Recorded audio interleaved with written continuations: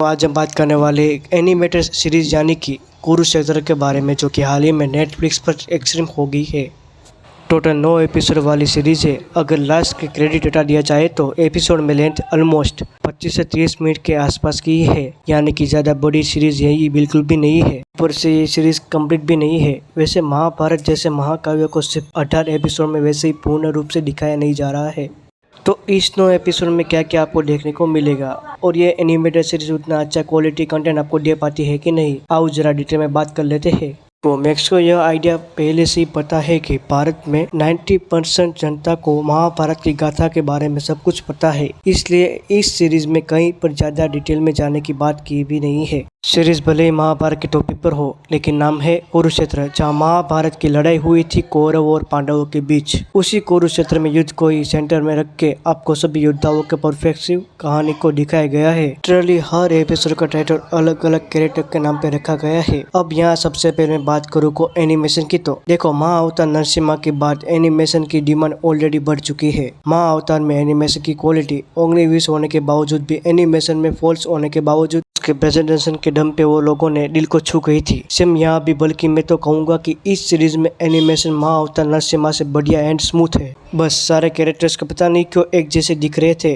थोड़ा और फेशियली एक्सप्रेशन वाला काम करना चाहिए था शायद आपको। यह तो भला हो डायलॉग्स लिखने वालों का भाई, हर कैरेक्टर के उनके नाम से बुलाया जा रहा है, तब पता चल रहा है कि यहाँ अर्जुन, यहाँ कौन, यहाँ द्रोणाचार्य है, वगैरह वगैरह। लेकिन इस चीज को कमी पूरी करती है इनके अगेन प्रेजेंटेशन। भाई कहीं पर भी टाइम पास न करते हुए स्टोरी लाइन काफी अच्छी तरीके से आगे बढ़ती रहती है। इसमें जितने भी वीएफएक्स शॉट्स है वो काफी अच्छे हैं। एक जगह जहाँ श्री कृष्ण अपना विराट स्वरूप दिखा रहे हैं अर्जुन को, वो सीन काफी अच्छा बनाया गया है। एंड शायद ये सीन भी अगर बड़े पर्दे पर थिएटर में दिखाया जाता तो इन सीन के लिए भी जरूर लोग हाथ जोड़कर खड़े हो जाते।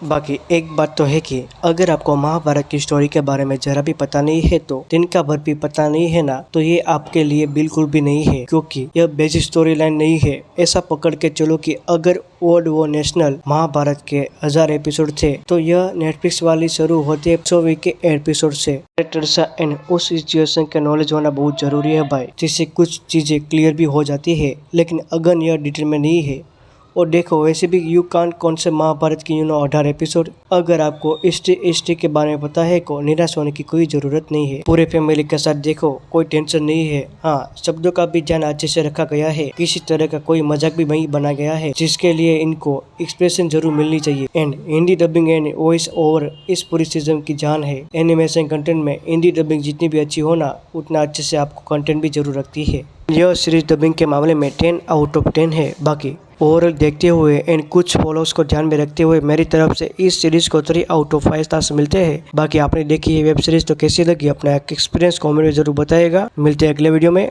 तब तक बाय।